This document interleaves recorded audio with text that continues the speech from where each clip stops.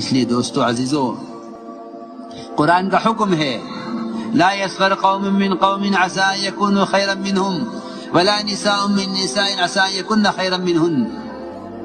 کوئی کسی کو حقیر نہ سمجھے، کوئی کسی کا مذاق نہ اڑائے۔ بڑی بڑی بڑی محرومی کا اندیشہ ہے، بڑی محرومی کا اندیشہ ہے۔ خدا کے لیے اپنی زبانوں کو اور اپنے خیالات کو کسی عام سے عام مسلمان کے بارے میں بھی گندا نہ ہونے دو، ورنہ نہیں معلوم کون اللہ کے نزدیک کتنا محبوب ہے، کس کا اللہ کے یہاں کیا مقام ہے۔ تم اس کی تحقیر کرو گے اس کے ظاہر کو دیکھ کر، اللہ تمہیں ذلیل کریں گے اس کے باطن کو دیکھ کر۔